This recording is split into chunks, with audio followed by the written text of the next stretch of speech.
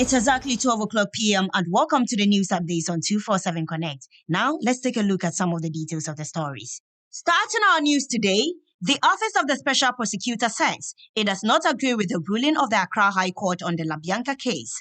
Early on Monday, a High Court nullified a report by the OSP that implicated Colonel Kwadwo Damoah, a former commissioner of the Customs Division at the Ghana Revenue Authority, and Joseph Eduche, a former deputy commissioner of the division, for utilizing their position to provide favorable tax treatment to LaBianca, a frozen foods company. However, Damoah and Che filed a lawsuit against the OSP in November 2022, contending that the report lacked merit and had harmed their reputations. Now let's move to Parliament. The Drug Control and Prevention Division of the Economic Community of West African States has lauded Ghana's Parliament for passing into law the Narcotics Control Commission Bill. The bill, passed by Parliament in 2023, allows the cultivation of cannabis for industrial and medicinal purposes. Speaking at the sidelines of an event to launch the 2020-2022 West African Epidemiology Network on Drug Use Report, the Principal Program Officer for the division, Daniel Mankwa, emphasized the need to strengthen law enforcement in combating illicit drug trafficking across the sub-region. While still in Parliament, the minority in Parliament is accusing President Akufo-Addo of breaching the Constitution by his failure to assent to the amendment to the Criminal and Other Offences Act within the stipulated time. The Criminal and Other Offences Act amendment, which was passed in July this year to criminalize accusations of witchcraft and the practices of witch-finders, has still not been assented to by the President, despite several killings related to accusations of witchcraft recorded since then. According to the minority leader, Kesel Atoforsen, the President's failure to assent to the bill is in breach of the Constitution and has thus called on Parliament to take action against the President should he continue to hold out. Now let's do some health news. A total of 72,429 people in the Ashanti Region are estimated to be living with HIV, according to the Ghana AIDS Commission 2022 report. Out of this number, only 26,006 are currently on antiretroviral medication at health facilities, leaving a gap of 46,421 who cannot be accounted for in terms of antiretroviral uptake. However, according to Mr. Dennis Bando, the Deputy Ashanti Regional focal person for HIV/AIDS, disclosed that the region also recorded 4,618 new cases at the end of the third quarter of 2023, representing a 2.1% increase over last year. Meanwhile, Bono East, and Ahafo regions have a record of 884 new HIV infections in the region from 2022.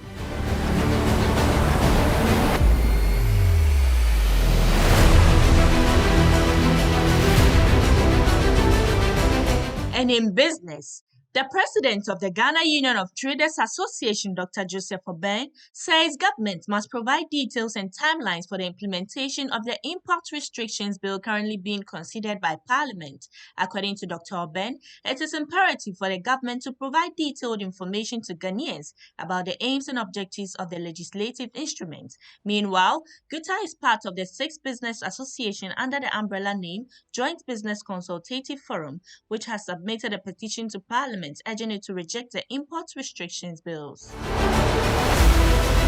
Now, the Bulk Oil Storage and Transportation Company Limited has rejected claims of importing manganese-laden fuel under the government's Gold for Oil policy. Recent reports have suggested that the importation of manganese-laden gasoline into the market under the Gold for Oil policy is to blame for the underperformance of vehicles. However, in a statement issued on Monday, November 27, BOST categorically denied claims that the Gold for Oil policy is to blame for manganese-laden fuel in the country.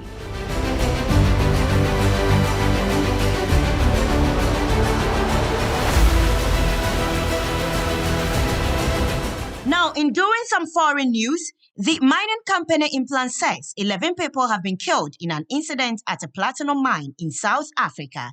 The accident happened on Monday afternoon at Impala Rustenburg in the Northwest Province. According to a company spokesperson, 88 people were involved in the incident and that 11 people have unfortunately succumbed to their injuries. The spokesperson added that the mine rescue operation has concluded and investigations into the incident have commenced. A company statement said the incident involved involved a rope connected to a personnel conveyance, which hoists people up and down the mine shaft. The personnel conveyance system plunged on Monday afternoon. Now, police in Sierra Leone say they are continuing the manhunt for people involved in what the government has described as a planned and coordinated attack on the capital. Gunmen broke into an armory and several prisons in Freetown on Sunday, enabling the escape of almost 2,000 inmates.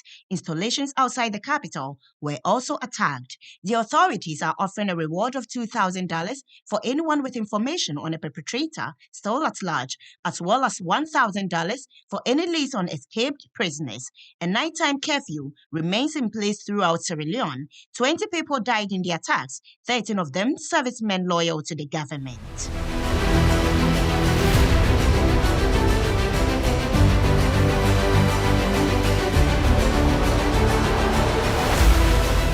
Now let's do some sports news. England international Jude Bellingham continues to shatter records at Real Madrid, scoring his 14th goal of the season in a 3-0 victory over Cardiff, propelling his team back to the top of La Liga on Sunday night. His tally surpasses the previous record of 13 goals held by legendary players Cristiano Ronaldo, Alfredo Di Stefano, and Pruden in their first 15 games for the club. Bellingham's impressive form has seen him score 11 goals in 12 La Liga appearances, along with 3 in the Champions League since his summer transfer from Borussia Dortmund. His latest strike against Cardiff marked his 3rd goal in as many games, cementing his status as one of Europe's hottest young prospects. Stolen Spurs. Ghanaians are eagerly urging Manchester United midfielder Kobbie Mainoo to join the Black Stars after the 18-year-old excelled on his Premier League debut on Sunday. Mainoo's impressive performance in United's 3-0 win over Everton has sparked widespread admiration, with many hailing him as a future star. Manchester United legend Gary Neville was among those impressed, describing Mainoo's display as outstanding. Bruno Fernandes, a teammate of Mainoo's, named him his man of the match, highlighting the teenager's composure, quality, and vision on the field. Born in England to Ghanaian parents, Mainoo is eligible to represent both countries at the international level. While he could potentially play for England, many Ghanaians are hoping he will choose to don the white jersey of the Black Stars instead.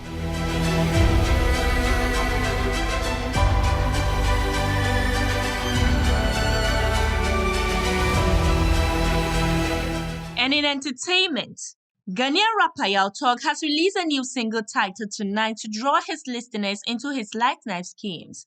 Produced by Candy Beats, the hip-hop record dives into the fun and dark side of nightlife in Ghana. His maturity as an artist elevates the song, exploring nightlife scene with fun lyrics and powerful command in his approach. Depicting him as the leader of a nightlife spree with the boys, he banters the good and bad of nightlife, highlighting the big spenders and pretenders in the scene, all together with a catchy chorus. Famous rapper and singer Black Sherif made his debut appearance in Gambia, mesmerizing the audience with his electrifying performance at QCT. The concert, organized by Shades Entertainment and promoted by Sleek Promotions, started at 9 p.m. and went on until the early hours of the morning, entertaining a crowd of over 10,000 enthusiasts. He performed his monster hits including Kweku the Traveler and Yaya and Soja. Black Sherif's fashion sense also made a statement, as he donned beautifully tailored woman-like apparel, which garnered much attention. This unique attire was reportedly a way of paying homage to the Gambian culture and its acceptance of gender fluidity and non-binary expression. And that does it for now. Good afternoon.